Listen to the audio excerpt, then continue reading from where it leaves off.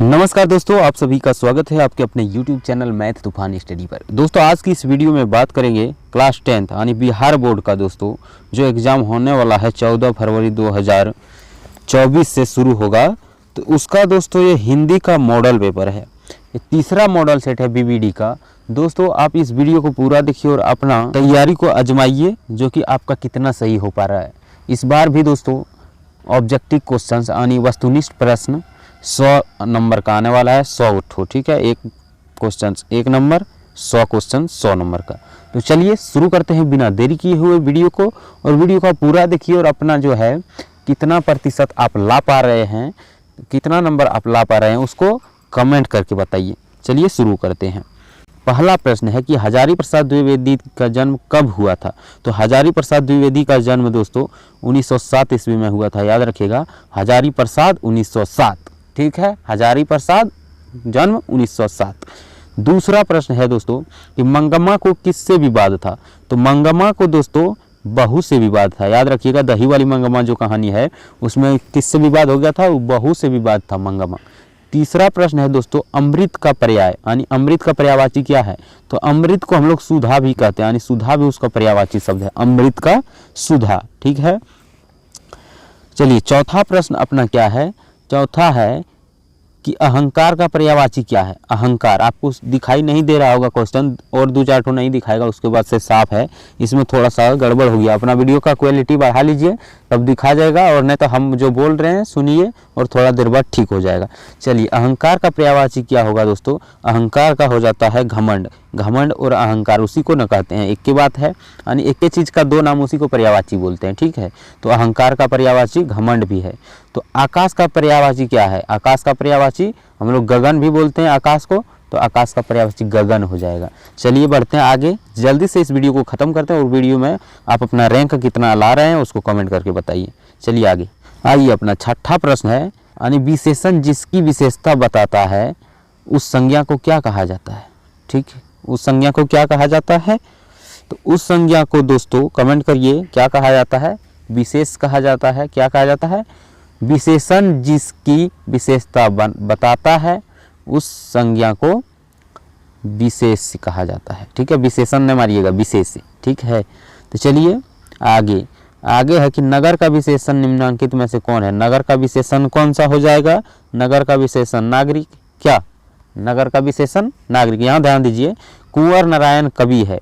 कुंवर नारायण दोस्तों कैसा कवि है, कुंवर नारायण दोस्तों ग्राम संवेदना के कवि हैं। कुंवर नारायण ग्राम संवेदना के कवि हैं। आइए नौवां प्रश्न है कि जिस शब्द का रूप कभी नहीं बदलता है उसे कहते हैं। जिस शब्द का कभी रूप नहीं बदलता है उसको क्या कहते हैं, तो उसको कहते हैं अव्यय। अव्यय का रूप कभी नहीं बदलेगा, ठीक है, अव्यय का रूप नहीं बदलेगा। चलिए व्यय नहीं होगा, अव्यय। तो आइए हाय हाय अव्यय है, हाय हाय अव्यय है। कौन सा अव्यय है, तो शोक बोधक। आ जाइए, अपना 11 नंबर प्रश्न है कि दूर से ही ललकारता कौन, मैं जवाब देता दोस्त। यह पंक्ति किस पाठ से ली गई है, दूर से ही ललकारता कौन, मैं जवाब देता दोस्त, ठीक है। यह पंक्ति किस पाठ से है, तो यह पंक्ति दोस्तों यह एक वृक्ष की हत्या का है ना, कि दूर से ही ललकारता है कौन, मैं जवाब देता दोस्त। तो दोस्तों यह किस पाठ का जो है ये पंक्ति, एक वृक्ष की हत्या। आइए 12 नंबर है कि बाढ़ की समस्या, बाढ़ की समस्या डैश कहानी के केंद्र में है। तो बाढ़ की समस्या कौन सा कहानी के केंद्र में है दोस्तों, तो बताइएगा, कमेंट करके बताइए कि ढहते विश्वास में है ना, कि बाढ़ की समस्या ढहते विश्वास, बाढ़ की समस्या ढहते विश्वास। आइए 13 नंबर प्रश्न है कि अज्ञेय का जन्म कहाँ हुआ था। अज्ञेय का जन्म कहाँ हुआ था दोस्तों, बताइए। अज्ञेय का जन्म कुशीनगर जो उत्तर प्रदेश में है वहीं पर हुआ था ना, अज्ञेय, जिसका नाम थोड़ा लंबा है कि सच्चिदानंद हीरानंद वात्स्यायन अज्ञेय, तो उसको अज्ञेय शॉर्ट में लिखा है, कुशीनगर उत्तर प्रदेश में इनका जन्म हुआ है। आइए ऊपर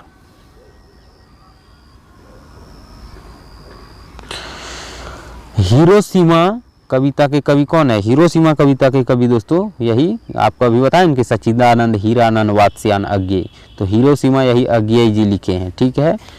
अज्ञेय कौन, अज्ञेय, हिरोशिमा कविता के कवि अज्ञेय। आइए 15 नंबर है कि आइए अगला है कि महाजन बनिया किसे कहते हैं? तो आंसर हो जाएगा अनजान समृद्धियों को। आइए अगला है कि भारत में बेरोजगारी का एक प्रमुख व प्रत्यक्ष कारण क्या है? भारत में जो है बेरोजगारी का प्रमुख कारण क्या है दोस्तों? जाति प्रथा, जाति प्रथा, ठीक है। आइए 17 नंबर सवाल है, नागरी लिपि शीर्षक निबंध के निबंधकार कौन है? नागरी लिपि कौन लिखे हैं दोस्तों? नागरी लिपि गुणाकर मूल्य। नागरी लिपि कौन लिखे? गुणाकर मूल्य। लिपि मूल्य याद रखिएगा, लिपि मूल्य, नागरी लिपि गुणाकर मूल्य, नागरी गुणाकर लिपि मूल्य, याद रखिएगा इस तरह से, नागरी लिपि गुणाकर मूल्य। चलिए आगे आ जाइए। परिवार का विशेषण होता है, परिवार का विशेषण क्या हो जाएगा? आंसर दीजिए। परिवार का विशेषण पारिवारिक, नगर का विशेषण नागरिक, ठीक है, इस तरह से होता है विशेषण। तो याद रखिएगा कि परिवार का विशेषण पारिवारिक। चलिए नेक्स्ट आगे बढ़ते हैं क्वेश्चन पर। अगला प्रश्न है अपना, कर्म कारक के चिन्ह बताएं। लीजिए कर्म कारक के चिन्ह बताएं। तो इसको याद रखे होंगे या फिर याद रखिएगा सब चीज दोस्तों। ये जो है ना, कर्ता ने, कर्म को, करण से, संप्रदान को, के लिए, आपादान से, इस तरह से पूरा आपको याद रखना होगा। यानी कर्ता ने कर्म को, कर्म का कारक क्या है? को है, ये बी नंबर ऑप्शन हो जाएगा। कर्म को, कर्ता ने कर्म को, करण से, संप्रदान को, के लिए, आपादान से, समझे? तो माने हम क्या बोले कि कर्ता, कर्ता का हो जाएगा कारक ने, ठीक है, कर्ता ने, कर्म को, करण से, संप्रदान को, के लिए, आपादान से, इस तरह से पूरा आपको याद रखना है। चलिए अगला प्रश्न है कि क्या है? कर्ता कारक का चिन्ह, कर्ता का है बोले कि कर्ता ने, कर्ता का ने, ऑप्शन ए कर्ता का होगा ने। चलिए आगे बढ़ते हैं। अगला है कि चलना क्रिया का विशेषण निम्नांकित में कौन है? चलना क्रिया का विशेषण दोस्तों निम्नांकित में से चालू है। चालू से होता है चलना, चाल से नहीं, चालू से चलना। चलने के लिए हमको चालू रहना होगा ना, खड़ा रहने से नहीं होगा, इस तरह से याद रखिएगा, चलना का चालू। चलिए अगला है कि आधुनिक सभ्य समाज श्रम विभाजन को आवश्यक क्यों मानता है? आधुनिक सब समाज श्रम विभाजन को आवश्यक क्यों मानता है? ये चीज का आंसर क्या हो जाएगा? कार्य कुशलता के लिए। क्या होगा? कार्य कुशलता के लिए दोस्तों आधुनिक सभ्य जो है समाज को, समाज श्रम विभाजन को आवश्यक मानता है, कार्य कुशलता के लिए, समझे? आइए आगे चलिए। आगे है कि 20 के दांत कहानी के रचयिता कौन है? 20 के दांत कहानी के रचयिता कौन है दोस्तों? ये सब चीज़ याद रखिएगा, किस कहानी का रचयिता कौन है। कहे ये सब ज़्यादा आता है क्वेश्चन में, यानी एग्जाम में। तो ऑप्शन बी हो जाएगा नलिन बिलोचन शर्मा। नलिन बिलोचन शर्मा जो है 20 के दांत के रचयिता हैं। आइए अगला है सीमा, रजनी, आलो, शेफाली, आरती, पांचों किसकी बहनें थी? लीजिए ये कहानी का बात है कि सीमा, रजनी, आलो, शेफाली, आरती, ये पांचों किसकी बहनें थी?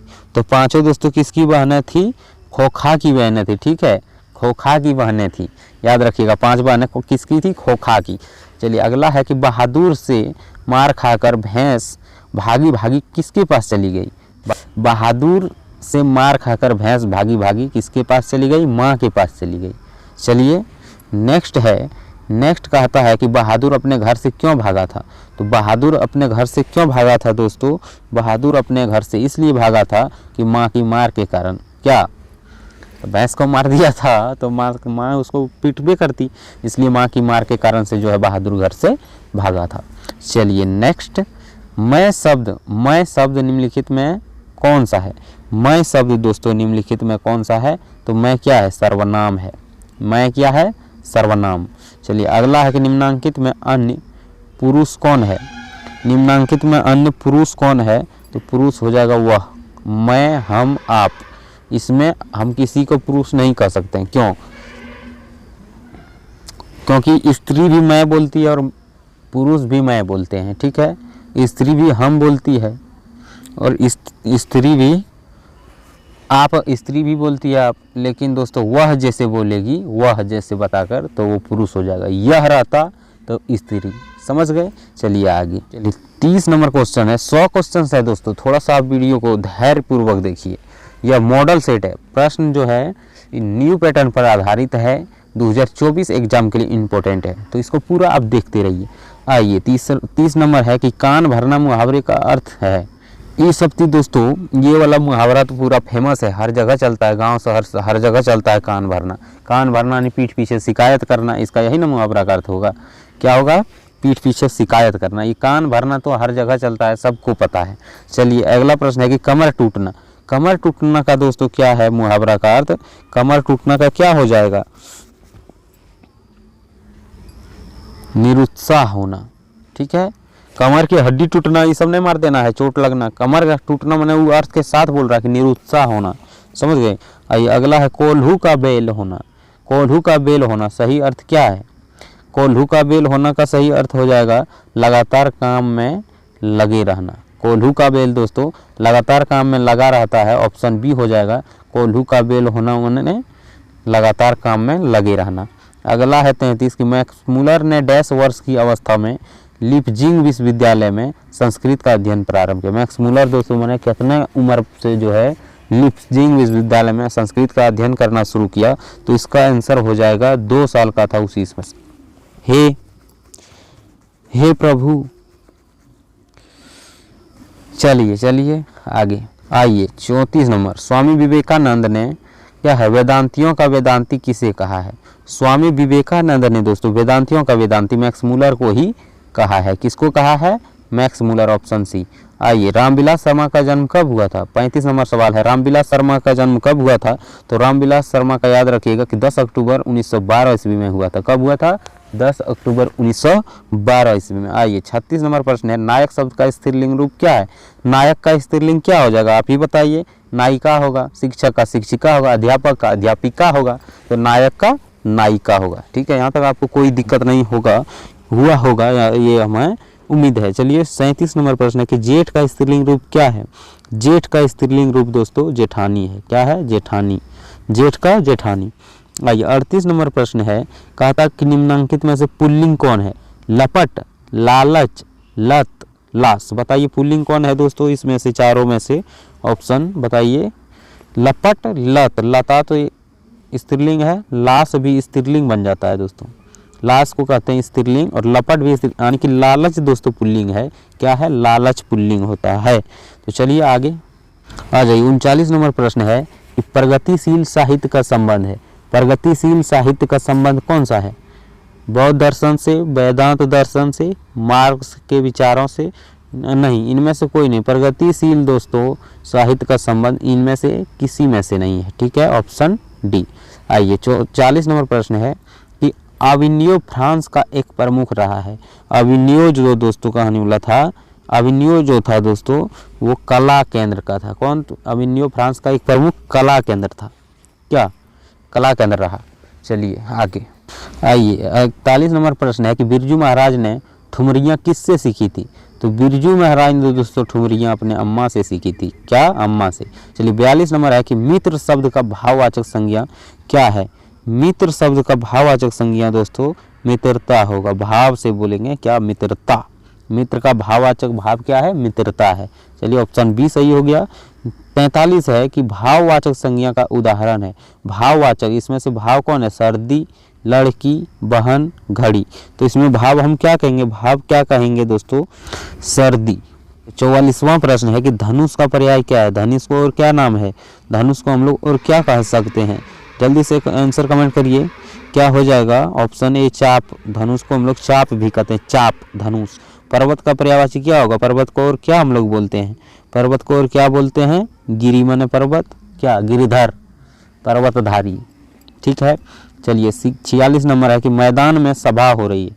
यह सभा कौन सा संज्ञा है?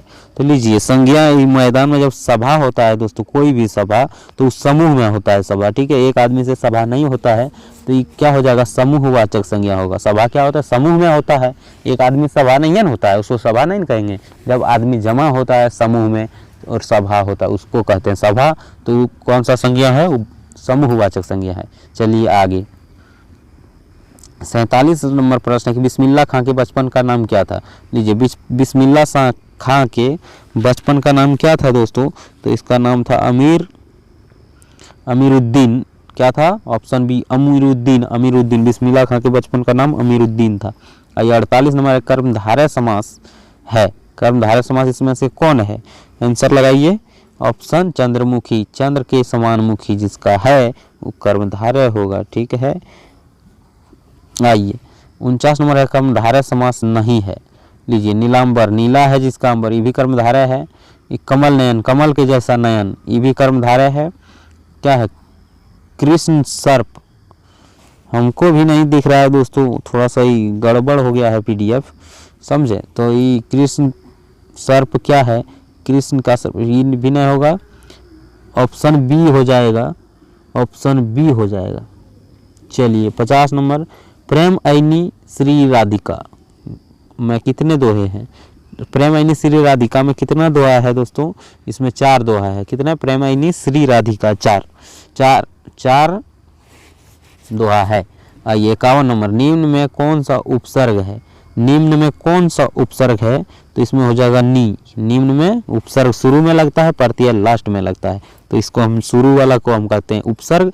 यानी नी लगा है नियम में, क्या नियम में क्या लगा है? नी लगा है, उपसर्ग उसी को तो कहते हैं शुरू वाला। तो नियम के कौन सा उपसर्ग है? नी। आइए 52 नंबर प्रश्न है कि अपमान में कौन सा उपसर्ग है? अपमान में उपसर्ग दोस्तों शुरू में रहता है, तो अपमान में कौन सा उपसर्ग है? अप है। क्या है? शुरू में अप। चलिए आगे, बहादुर का पूरा नाम क्या था? बहादुर का पूरा नाम बताइए। बहादुर का पूरा नाम दोस्तों दिल बहादुर था। क्या था? दिल बहादुर। बहादुर का पूरा नाम दिल बहादुर, छोटा बहादुर ने मार देना है, दिल बहादुर, ठीक है, दिल उसका बहादुर है। आइए 54 नंबर है कि अभिनय पाठ रचित है। अभिनय पाठ रचित है दोस्तों अशोक वाजपेयी द्वारा। अभिनय किसने लिखा? अशोक वाजपेयी। इसीलिए कहते हैं दोस्तों रचिता और पाठ पूरा याद कर लेना है। अभिनय पाठ अशोक वाजपेयी, ऑप्शन ए सही हो जाएगा। आ जाइए आगे। आइए 55 नंबर प्रश्न है कि अशोक वाजपेयी की माता का नाम क्या था? अशोक वाजपेयी की माता का नाम निर्मला देवी। क्या था? निर्मला देवी, ऑप्शन बी हो जाएगा। चलिए अगला प्रश्न है कि लेखक के रिश्तेदार ने बहादुर पर क्या आरोप लगाए? लेखक के रिश्तेदार दोस्तों बहादुर पर क्या आरोप लगाए थे? कि पैसे चुराने का आरोप नहीं लगाया था बहादुर पर, कहानी पढ़े ही होंगे, पैसे चुराने का आरोप लगा दिए थे रिश्तेदारों ने। चलिए आगे, अगला है कि निम्नांकित में पुल्लिंग कौन है? लीजिए निम्नांकित में पुल्लिंग कौन है बताइए? जाति, जमानत, जोंक, जहाज। इसमें पुल्लिंग आपको कौन बुझा रहा है? जल्दी से आंसर करिए, क्या हो जाएगा इसमें से? पुल्लिंग, जाति तो स्त्रीलिंग है, जमानत भी स्त्रीलिंग, जोंक, जहाज हो जाएगा पुल्लिंग दोस्तों। क्या होगा? जहाज। चलिए 58 है कि निम्नांकित में पुल्लिंग कौन है? फिर से वही सवाल, इसमें है तलवार, ताश, तकदीर, तस्वीर। इसमें से क्या हो जाएगा आंसर? इसमें ताश पुल्लिंग है। क्या है? ताश। तकदीर, तलवार सब स्त्रीलिंग है, ऑप्शन बी ताश। निम्नांकित में कौन सा शब्द पुल्लिंग है? फिर से पुनः सवाल, क्या है? अफवाह, अफीम, उबटन, धड़कन। इसमें से पुल्लिंग कौन सा हो जाएगा? आप बताइए जल्दी से, क्या होगा? इसको उबटन जो है पुल्लिंग है, उसमें उबटन।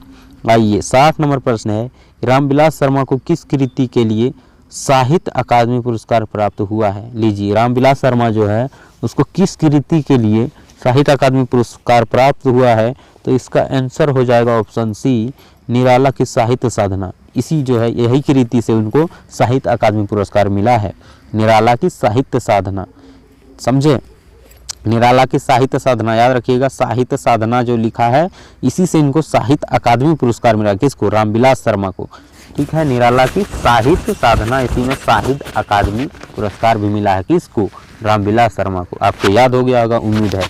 आइए 61 नंबर प्रश्न है कि जातीय अस्मिता की दृष्टि से इतिहास का प्रवाह कैसा है? लीजिए जातीय अस्मिता की दृष्टि से इतिहास का प्रवाह कैसा है? तो इतिहास का प्रवाह हो जाएगा अविच्छिन्न, समझे?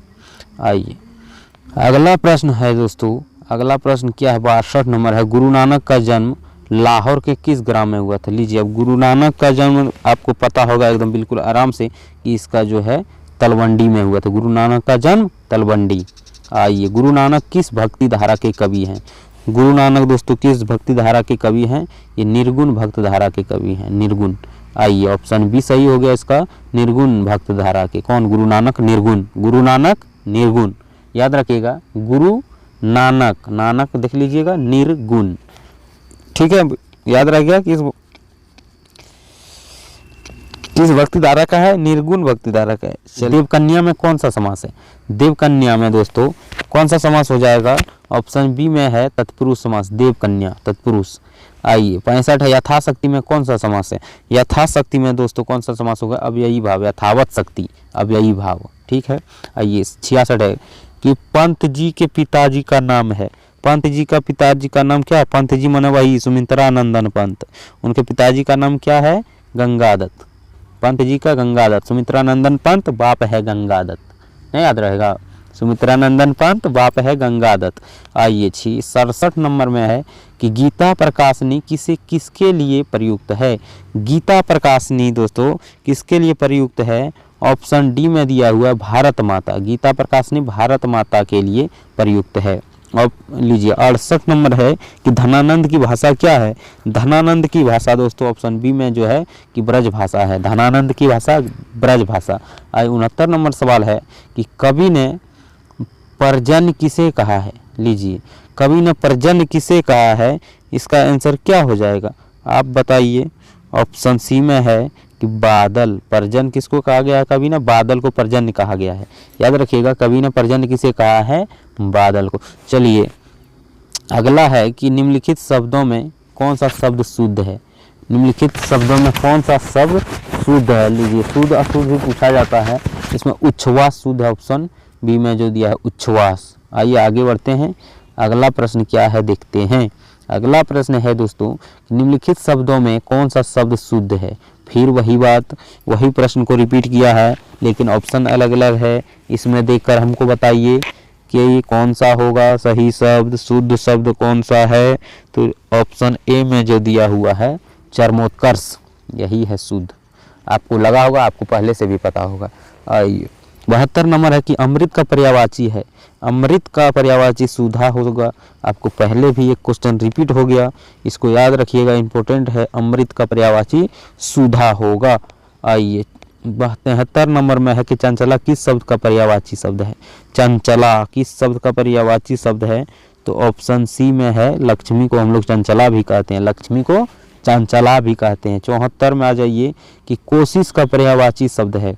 कोशिश का पर्यायवाची शब्द क्या हो जाएगा? ऑप्शन बी कोशिश को हम लोग प्रयास करके देखिए ना, कोशिश करके देखिए ना, एक ही बात है दोनों, यानी एक ही नाम को अलग अलग तरह से लेते हैं उसको, तो सभी अलग अलग तरह के नाम को पर्यायवाची कहते हैं, समझे? तो कोशिश करके देखिए ना, प्रयास करके देखिए ना, कोशिश करके देख रहे हैं, प्रयास करके देख रहे हैं, एक ही बात है। तो हम लोग कोशिश का पर्यायवाची प्रयास कहेंगे। आइए 75 नंबर, समझौता में कौन सा प्रत्यय लगा हुआ है? समझौता में कौन सा प्रत्यय आपको बोल दिए हैं कि लास्ट में होता है, शुरू में उपसर्ग होता है। समझौता में लास्ट में क्या है देख लीजिए, ऑप्शन सी में जो ओता है वही है ना प्रत्यय है लास्ट में, समझौता, समझौता, लास्ट में ओता है, यही है समझौता का प्रत्यय। आ जाइए आगे 76 नंबर, पहनावा में कौन सा प्रत्यय है? फिर लास्ट वाला पहनावा, पहनावा में कौन सा है? इसमें है आवा, पहनावा में है आवा, ऑप्शन डी। चलिए आगे बढ़ते हैं, आगे बढ़ते हैं। चलिए 77 नंबर है कि पढ़ने वाला में कौन सा प्रत्यय? इसमें वाला है, लास्ट में क्या है? वाला, ऑप्शन सी हो जाएगा। यहाँ तक आपको कोई दिक्कत नहीं, आप प्रत्यय समझ गए होंगे, उपसर्ग समझ गए होंगे, यहाँ तक दिक्कत तो नहीं हो सकता है। आइए 78 नंबर सवाल में क्या है कि अज्ञेय का पूरा नाम है। आपको मैं पहले भी बताया कि अज्ञेय का नाम दोस्तों थोड़ा लंबा चौड़ा है कि सच्चिदानंद हीरानंद वात्स्यायन अज्ञेय, यही है ऑप्शन बी, पहले भी मैंने बोला था। आइए 79 नंबर में है कि अज्ञेय ने सूत्रपात किया। अज्ञेय ने सूत्रपात किया, ऑप्शन सी दोस्तों प्रयोगवाद का सूत्रपात किया। कौन? ऑप्शन सी प्रयोगवाद, ठीक है। आइए 80 नंबर बात करेंगे कि प्रेमघन का जन्म कहाँ हुआ था? प्रेमघन का जन्म कहाँ हुआ था? तो प्रेमघन का जन्म दोस्तों पढ़े होंगे आप कि मिर्जापुर में हुआ था। यहाँ तक कोई कष्ट नहीं हो रहा है आपको।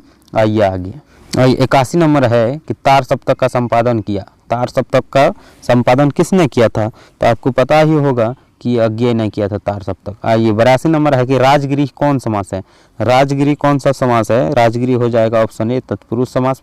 कौन सा है? तत्पुरुष समास, ठीक है। आइए 83 नंबर के सेनापति में कौन समास है? सेनापति में दोस्तों कौन सा समास है? इसमें भी दोस्तों तत्पुरुष है। राजगिरी में भी तत्पुरुष है और सेनापति में भी तत्पुरुष समास है। यहाँ तक उम्मीद करते हैं आपको याद होता जा रहा होगा। 84 नंबर सवाल है कि दुर्दांत मानवीय विभीषिका का चित्रण करने वाली कविता है। तो कौन सा ऑप्शन हो जाएगा? हो जाएगा ऑप्शन सी में क्या है ये? हिरोशिमा। हिरोशिमा सही उत्तर हो जाएगा।